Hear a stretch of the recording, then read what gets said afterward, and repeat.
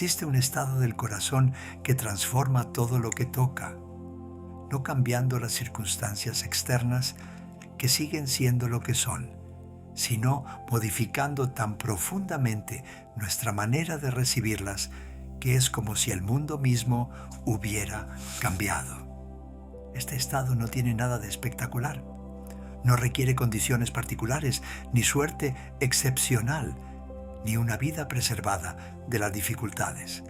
Es accesible a cada uno, en cada instante, cualquiera que sea su situación. Y sin embargo, sigue siendo uno de los más raros, uno de los más difíciles de mantener, uno de los más fácilmente olvidados. Los antiguos lo llamaban gratitud, pero esta palabra se ha gastado a fuerza de ser repetida sin ser vivida. Evoca ahora imposiciones morales, fórmulas de cortesía o ejercicios de desarrollo personal. Esa gratitud, la que nos imponemos como un deber o que practicamos como una técnica, no es más que una sombra pálida de aquello de lo que hablaban los sabios. Se queda en la superficie, no desciende hasta las raíces del ser, no transforma nada verdaderamente. La gratitud de la que se habla aquí es de otra naturaleza. No es una emoción que se decide sentir ni una actitud que se adopta voluntariamente. Es más bien lo que emerge naturalmente cuando ciertos velos caen, cuando ciertas ilusiones se disipan, cuando vemos finalmente nuestra situación tal como es y no como nuestra mente insatisfecha nos la presenta. Es menos algo que hacemos que algo que se hace en nosotros, cuando los obstáculos a su manifestación son levantados. Esta gratitud no está separada de la lucidez. No pide que cerremos los ojos ante las dificultades de la existencia o que nos convenzamos de que todo va bien cuando todo va mal. Puede coexistir con la tristeza, con el dolor, con el reconocimiento claro de las imperfecciones de nuestra vida. No es lo contrario del sufrimiento, sino una manera diferente de situarse frente al conjunto de nuestra experiencia, incluido el sufrimiento mismo. ¿Por qué la gratitud es tan difícil cuando debería ser tan natural? Si miráramos honestamente nuestra situación, deberíamos estar sumergidos en el asombro a cada instante. El simple hecho de existir es un prodigio estadísticamente improbable. La cadena de circunstancias que ha conducido a nuestro nacimiento particular, en este momento preciso de la historia, en este cuerpo preciso, con esta conciencia capaz de interrogarse sobre sí misma, desafía la imaginación. Somos el resultado de miles de millones de años de evolución, de millones de generaciones que han sobrevivido y se han reproducido, de innumerables casualidades que podrían haber resultado de otra manera. Y sin embargo, pasamos nuestros días quejándonos de lo que nos falta, preocupándonos por lo que podría ir mal, comparando nuestra suerte con la de los demás y encontrándola insuficiente. Caminamos sobre un planeta que flota en el espacio infinito. Respiramos un aire que procesos cósmicos han tardado miles de millones de años en hacer respirable. Vemos gracias a ojos de una complejidad vertiginosa. Y encontramos la manera de ser infelices porque nuestro vecino tiene una casa más grande o porque nuestro café no está suficientemente caliente. Esta ingratitud no es un defecto moral del que deberíamos avergonzarnos. Es el resultado de un mecanismo mental profundamente arraigado que compartimos con todos los seres humanos. Nuestra mente no ha evolucionado para apreciar lo que hay, sino para detectar lo que falta, lo que amenaza, lo que podría mejorarse. Esta vigilancia hacia lo negativo tenía un valor de supervivencia para nuestros antepasados. Quien se contentaba con lo que tenía, quien no buscaba tener más o mejor, tenía menos posibilidades de sobrevivir que quien permanecía siempre un poco insatisfecho, siempre alerta, siempre en busca. Hemos heredado este cerebro forjado por millones de años de escasez y de peligro, y lo usamos ahora en un mundo de abundancia relativa y de seguridad sin precedentes. El desfase es inmenso. Nuestro equipamiento mental está calibrado para un entorno que ya no existe y sigue funcionando como si todavía estuviéramos amenazados por el hambre, los depredadores, los enemigos. Sigue escrutando el horizonte en busca de problemas, incluso cuando los problemas reales se han vuelto relativamente raros. Este mecanismo explica por qué nos acostumbramos tan rápido a lo que tenemos. Cuando nuestra situación mejora, sentimos primero un pico de satisfacción. Luego, muy rápidamente, nuestro nivel de felicidad vuelve a su línea de base. La nueva casa que nos parecía tan maravillosa se convierte simplemente en el lugar donde vivimos. El trabajo que tanto deseábamos se vuelve rutina. La relación que nos transportaba se vuelve ordinaria. No es que estas cosas hayan cambiado, es que nuestra percepción se ha ajustado, como el ojo se ajusta a la luz y termina por no notarla más. Esta adaptación es, en cierto sentido, una protección.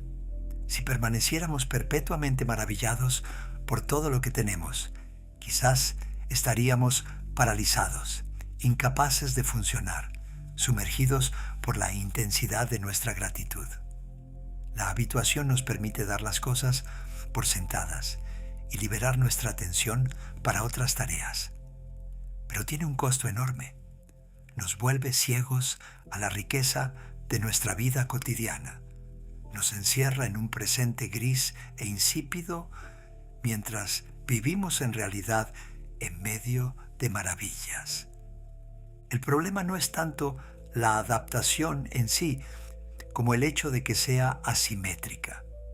Nos acostumbramos rápidamente a lo positivo, pero mucho más lentamente a lo negativo. Las cosas buenas de nuestra vida se vuelven invisibles en pocas semanas, mientras que las irritaciones y las frustraciones permanecen salientes mucho más tiempo. Esta asimetría crea una distorsión sistemática de nuestra percepción.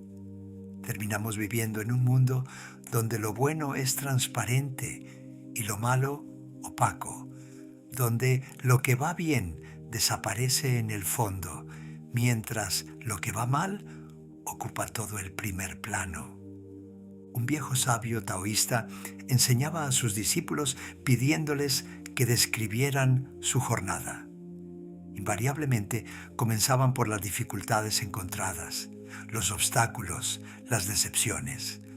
Los interrumpía entonces y les preguntaba cuántas veces habían respirado sin dificultad ese día, cuántos pasos habían dado sin tropezar, cuántos bocados habían tragado sin atragantarse.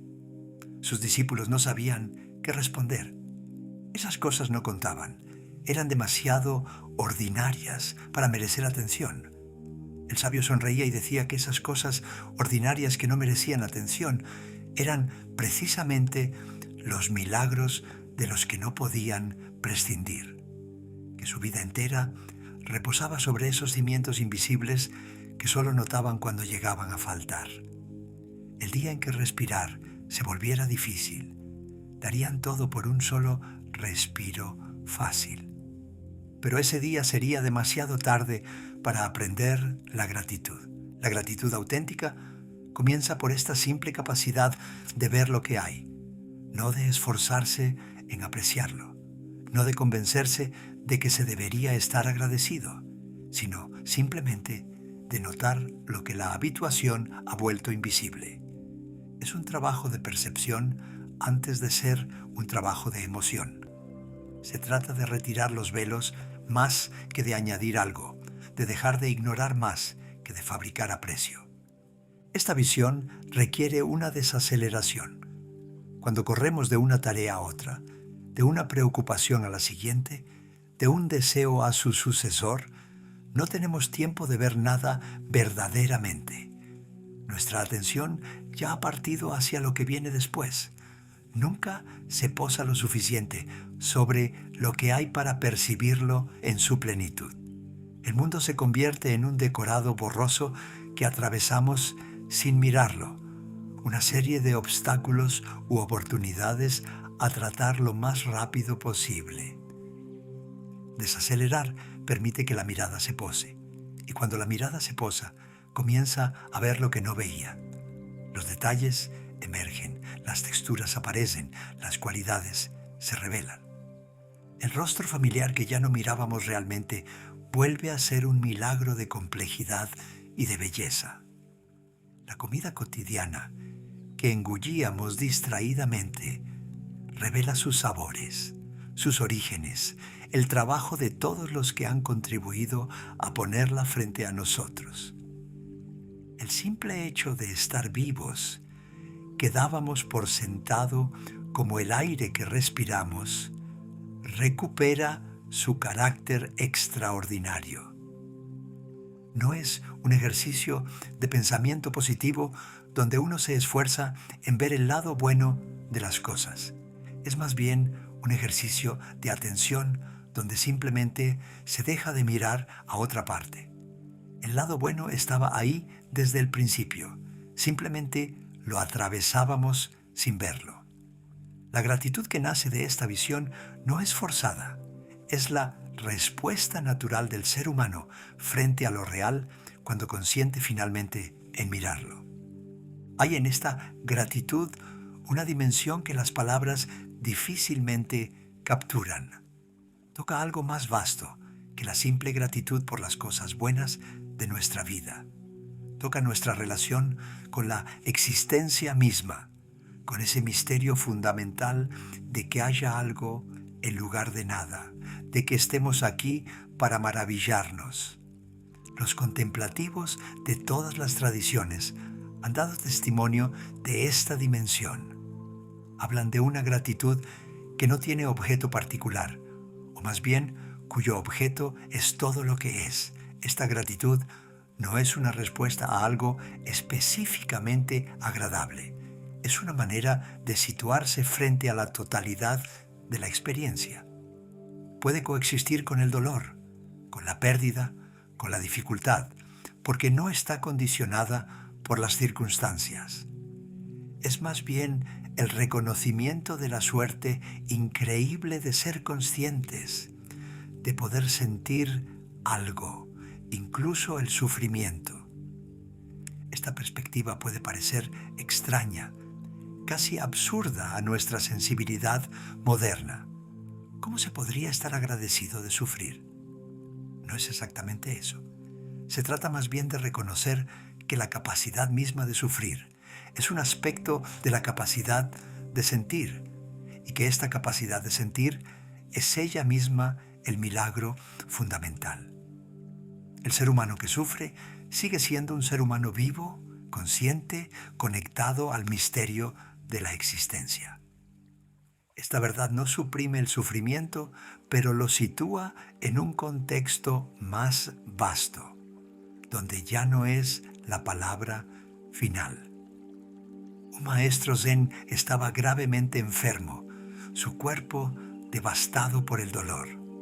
Sus discípulos lloraban junto a su lecho, suplicándole que les diera una última enseñanza.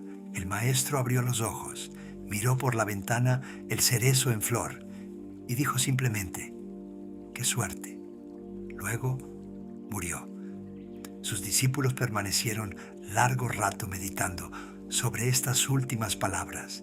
Algunos pensaron que hablaba del cerezo, otros que hablaba de su vida entera, otros aún que hablaba de ese momento preciso, incluso con su dolor, incluso con la muerte que venía. Quizás hablaba de todo esto a la vez. Quizás la gratitud verdadera no hace distinción entre los objetos de los que está agradecida. Esta gratitud sin objeto particular no se fabrica con un esfuerzo de voluntad. No se puede decidir estar agradecido por la existencia misma, como se decide enviar una tarjeta de agradecimiento. Emerge más bien como un fruto natural de ciertas prácticas y de ciertas comprensiones. Aparece cuando hemos desacelerado lo suficiente para percibir lo que hay, cuando hemos soltado lo suficiente para dejar de resistirnos a nuestra experiencia, cuando hemos madurado lo suficiente para ver más allá de nuestras preferencias personales. La meditación, en sus diversas formas, crea las condiciones de esta emergencia, sentándonos regularmente en el silencio, observando el flujo de nuestros pensamientos y de nuestras sensaciones sin aferrarnos ni rechazarlas. Desarrollamos una cualidad de presencia que permite percibir lo que la agitación ocultaba. Descubrimos que incluso el aburrimiento, incluso la incomodidad, incluso los estados que huíamos habitualmente tienen una textura, una cualidad, una presencia que merece atención. Y este descubrimiento progresivo amplía nuestra capacidad de acogida hasta que puede abrazar cada vez más de nuestra experiencia. Existe un obstáculo particularmente tenaz en el camino de la gratitud: la comparación. Nuestra mente compara sin cesar, automáticamente, compulsivamente. Compara nuestra situación con la de los demás, nuestro presente con nuestro pasado o con nuestro futuro imaginado, nuestra realidad con nuestras expectativas y nuestros deseos. Y casi siempre esta comparación nos deja perdedores. Siempre hay alguien que tiene más, que hace mejor, que vive más intensamente. Siempre hay un pasado idealizado o un futuro fantaseado que supera al presente tal como es. Esta comparación no es solo un mal hábito del que podríamos librarnos con un esfuerzo de voluntad. Está profundamente arraigada en nuestro funcionamiento mental, probablemente por razones evolutivas ligadas a nuestra naturaleza social. Nuestros antepasados vivían en grupos donde el estatus relativo importaba para la supervivencia y la reproducción. Saber dónde uno se situaba respecto a los demás era una información vital. Hemos heredado esta necesidad de compararnos, incluso cuando la comparación ya no sirve ningún propósito útil. El problema de la comparación es que destruye la gratitud de raíz.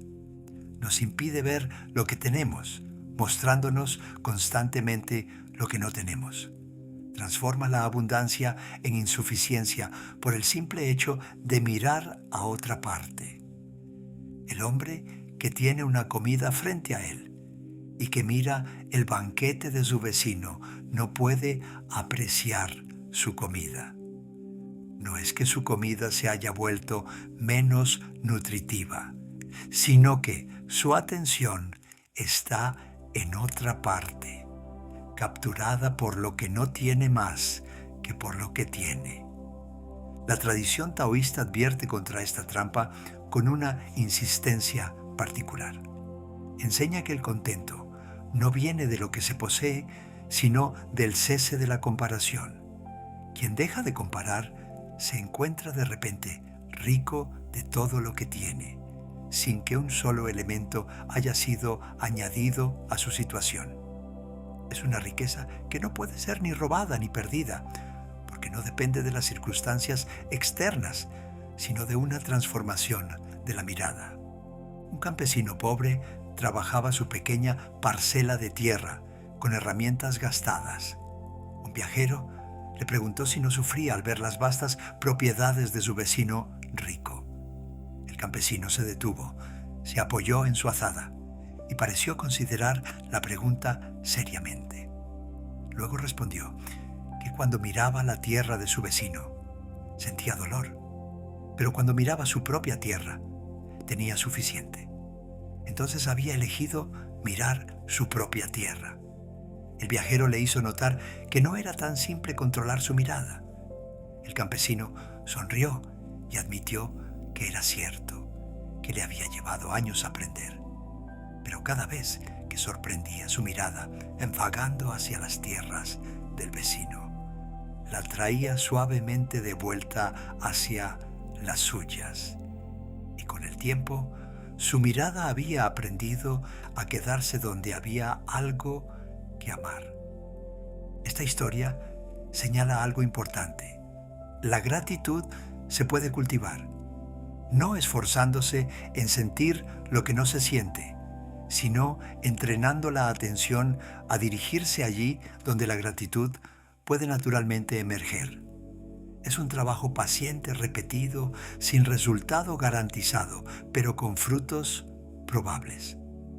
Este entrenamiento toma formas diversas según las tradiciones y los temperamentos. Algunos practican la recapitulación diaria, ese momento al final del día en que se repasan en la memoria los eventos vividos, buscando específicamente lo que había de bueno, lo que merecía reconocimiento.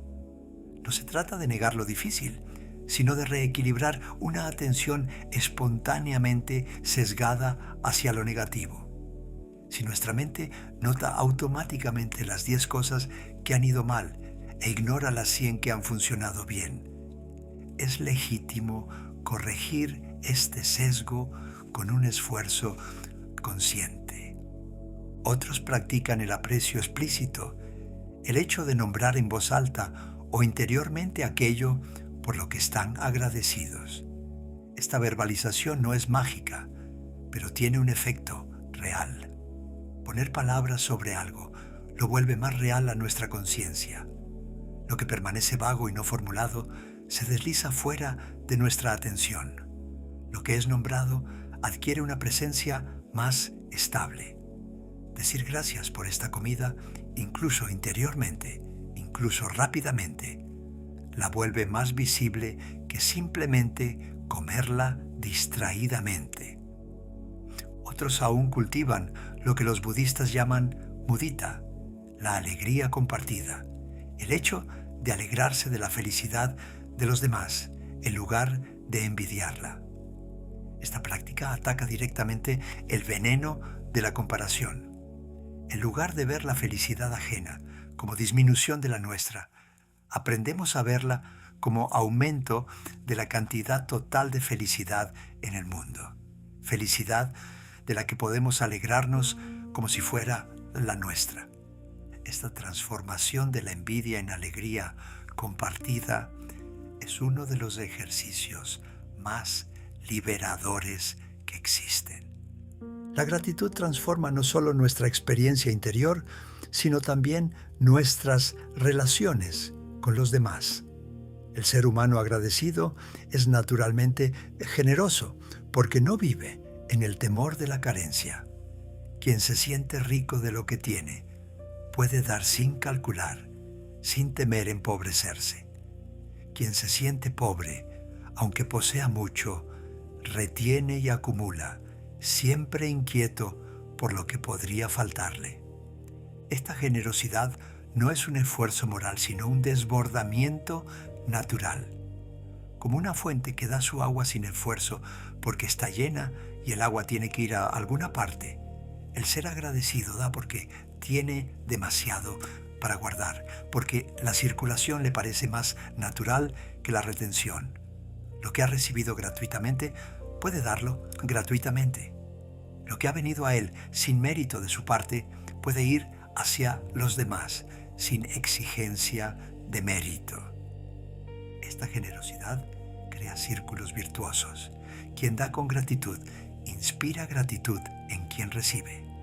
Quien recibe con gratitud inspira alegría en quien da. Las relaciones dejan de ser contabilidades donde cada uno vigila lo que ha dado y lo que ha recibido.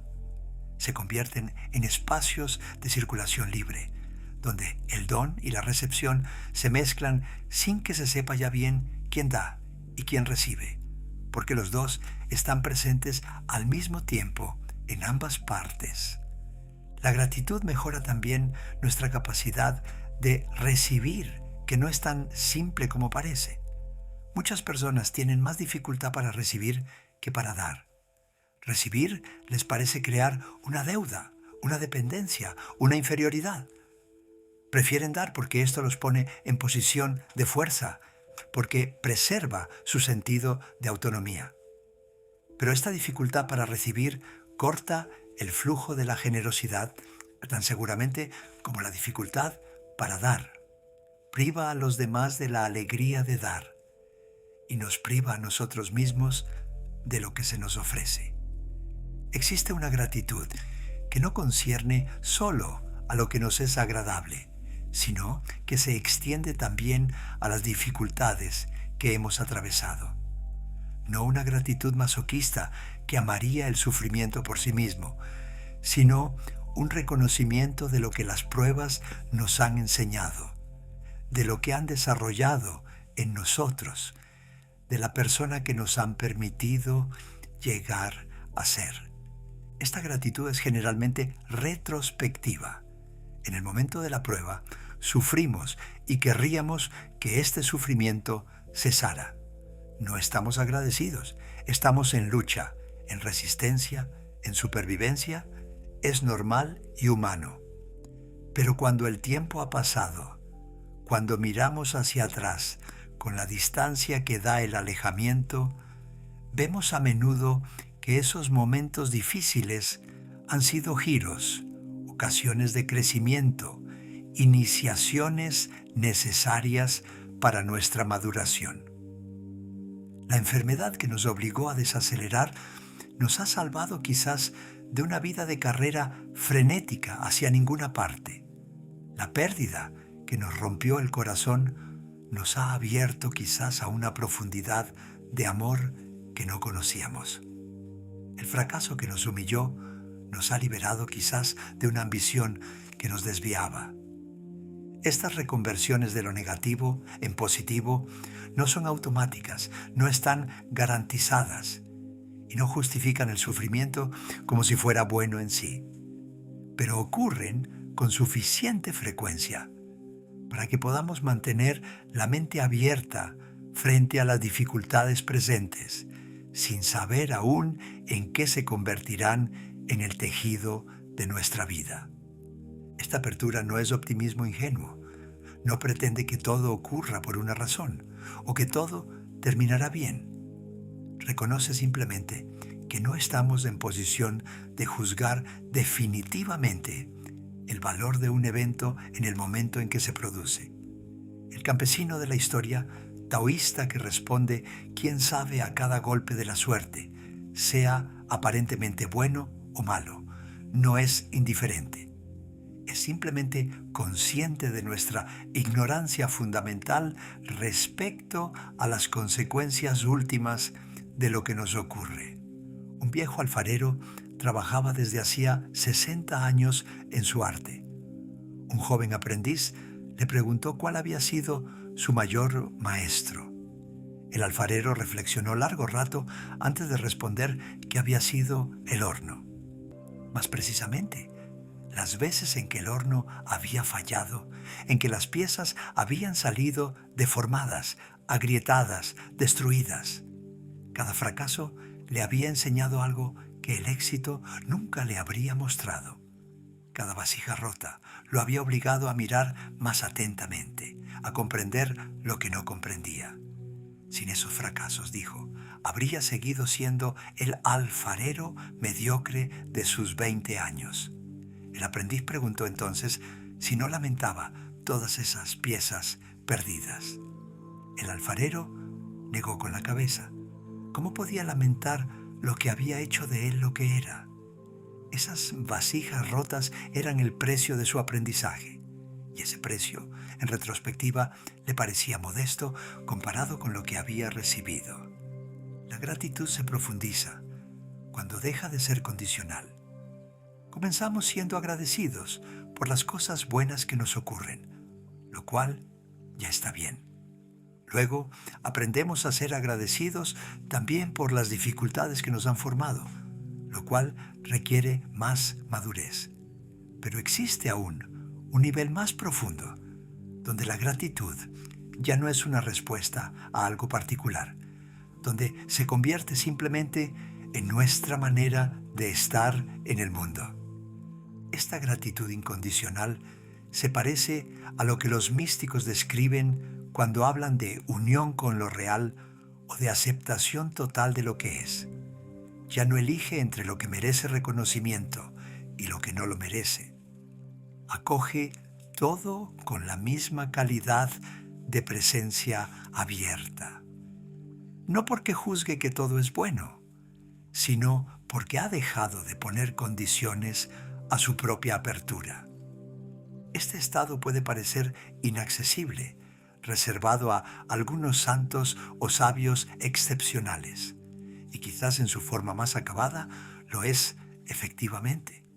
Pero todos podemos tener vislumbres, anticipos, momentos en que la gratitud nos sumerge sin razón aparente, en que nos sentimos simplemente bendecidos de existir, incluso en medio de circunstancias ordinarias o difíciles. Estos momentos generalmente no duran. Recaemos en nuestros hábitos de queja y de comparación, pero nos muestran lo que es posible. Son como ventanas que se abren brevemente sobre un paisaje que podríamos habitar más duraderamente. El camino hacia esta gratitud más profunda no es diferente del camino hacia la gratitud ordinaria. Es simplemente más largo y requiere más perseverancia. Pasa por las mismas prácticas: desacelerar, mirar lo que hay, dejar de comparar, reconocer nuestra interdependencia, acoger lo que viene. Pero requiere practicar más tiempo, más regularmente, más profundamente, hasta que la gratitud deje de ser algo que hacemos para convertirse en algo que somos. Es notable constatar que la gratitud no se gasta al ser practicada. Contrariamente a los placeres que se embotan con la repetición, contrariamente a las posesiones que pierden su atractivo una vez adquiridas, la capacidad de gratitud se refuerza a medida que se ejerce. Cuanto más agradecemos, más encontramos razones para agradecer. Cuanto más vemos lo que hay de bueno en nuestra vida, más se afina nuestra mirada para percibir más. Este círculo virtuoso tiene una base neurológica.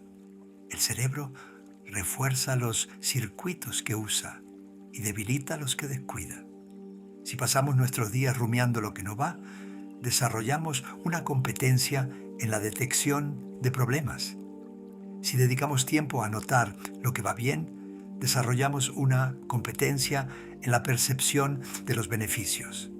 Con el tiempo, lo que requería un esfuerzo consciente se vuelve más natural, más automático.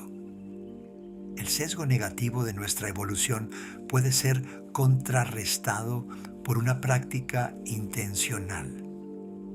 Esta plasticidad es una buena noticia. Significa que no estamos condenados a nuestra tendencia natural hacia la insatisfacción. Podemos transformarnos progresivamente con un trabajo paciente sobre nuestra atención. Este trabajo no es espectacular, no trae resultados inmediatos, requiere constancia a largo plazo, pero sus frutos son reales y duraderos. No pueden sernos arrebatados por ningún cambio de circunstancias externas, porque residen en nuestra manera de ver y no en lo que vemos. Las tradiciones contemplativas insisten en esta regularidad de la práctica. Algunos minutos cada día valen más que una hora de vez en cuando. Es el goteo que horada la piedra, no el aguacero ocasional. Es el retorno diario a la atención, lo que transforma nuestra mirada, no el esfuerzo intenso, pero esporádico. Esta paciencia es ella misma una forma de gratitud. Aceptamos que la transformación tome el tiempo que tomará, sin exigir resultados inmediatos, confiando en el proceso como el jardinero confía en la semilla que ha plantado. La gratitud tiene también una dimensión colectiva, social, civilizacional. Una cultura que valora la gratitud y la practica colectivamente crea un ambiente diferente de aquella que valora la competición y la acumulación. Las relaciones son diferentes. El tejido social es diferente. La relación con el tiempo y las posesiones es diferente. Vivimos en una cultura que ha olvidado largamente la gratitud. Celebra la realización individual como si nos hubiéramos hecho a nosotros mismos. Alienta la comparación y la envidia como motores del progreso económico. Mide el éxito por lo que hemos obtenido más que por lo que hemos sabido apreciar. Produce individuos que tienen cada vez más y están agradecidos cada vez menos. No es una fatalidad. Otras culturas, otras épocas, otras tradiciones han sabido mantener viva la práctica de la gratitud. Han creado rituales que recordaban regularmente a las personas lo que habían recibido. Han honrado a los ancestros, a los mayores, a los maestros, a todos aquellos de quienes tenemos lo que somos.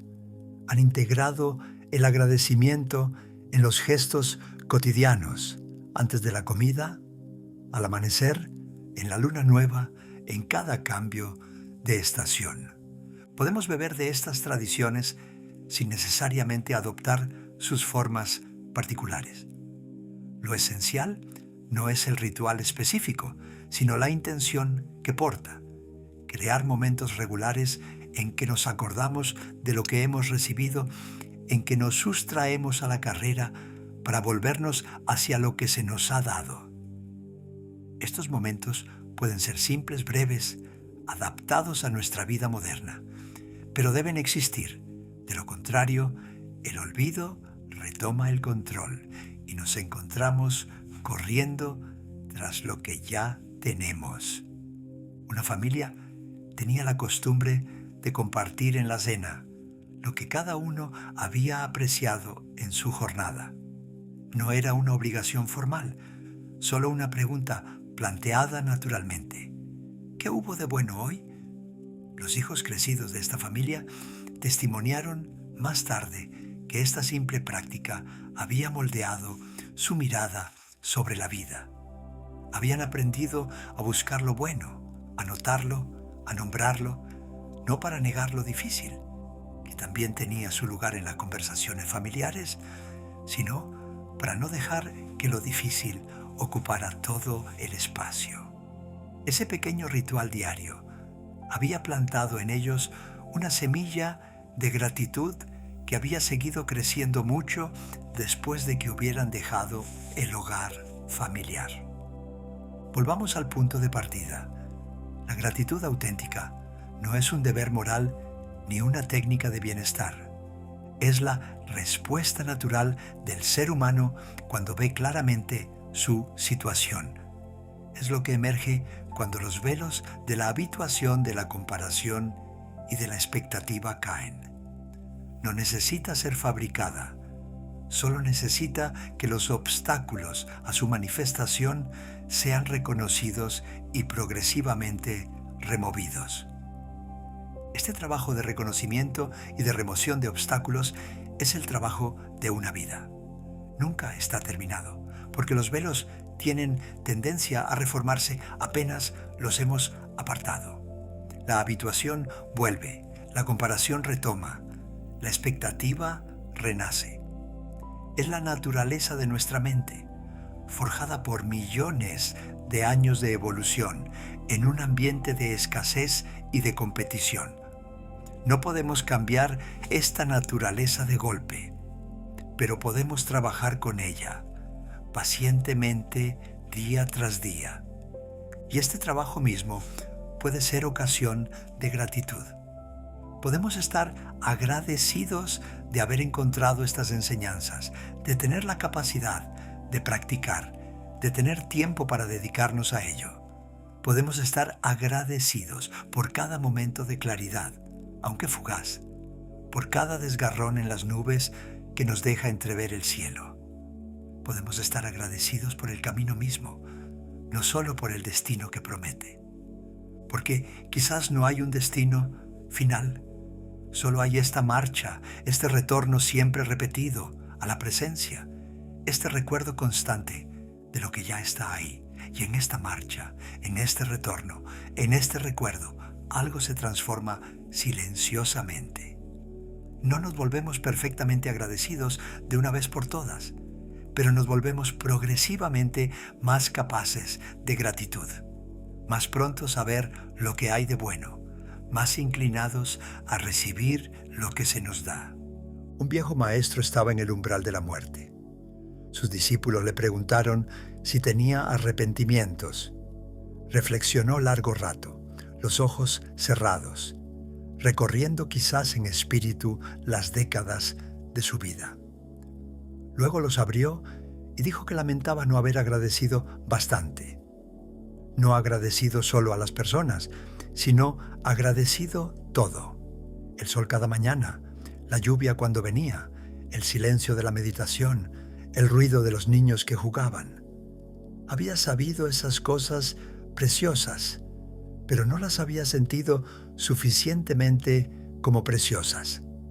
Era su único arrepentimiento. Sus discípulos esperaban quizás una revelación más profunda, una enseñanza final más dramática, pero el maestro no tenía nada más que añadir. Había dicho lo esencial: agradecer, simplemente agradecer todo lo que hay mientras está, porque un día ya no estará, y ese día comprenderemos lo que teníamos, pero será demasiado tarde para disfrutarlo. Entonces quizás podemos comenzar ahora, no mañana, no cuando las condiciones sean mejores, no cuando hayamos resuelto nuestros problemas. Ahora, con lo que hay tal como es, respirar y notar que respiramos. Mirar a nuestro alrededor y ver lo que hay que ver. Sentir este cuerpo que nos lleva desde siempre, estos ojos que nos muestran el mundo, estos oídos que nos dan los sonidos, estas manos que pueden tocar y crear. Todo esto no nos pertenece verdaderamente. Todo esto nos ha sido prestado por un tiempo que no conocemos, que puede terminar en cualquier momento. Esta precariedad no es una razón de tristeza, sino una razón de gratitud. Lo que es precario es precioso. Lo que puede terminar merece ser apreciado mientras dura. Lo que se nos ha dado, sin que lo pidiéramos, merece nuestro reconocimiento, aunque no sepamos a quién agradecer, aunque el gracias se dirija al vacío o al todo, que es quizás lo mismo. El corazón que agradece no es diferente del corazón ordinario, es simplemente abierto. Ha dejado de defenderse contra lo que es, de quejarse de lo que falta, de correr hacia lo que podría ser.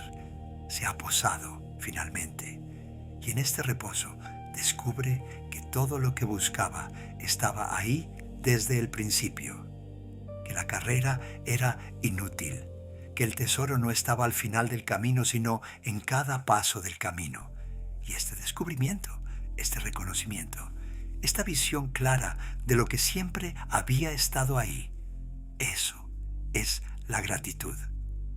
No algo que debemos cultivar desde afuera, sino algo que estaba en nosotros desde siempre, esperando simplemente que nos detuviéramos el tiempo suficiente para notarlo.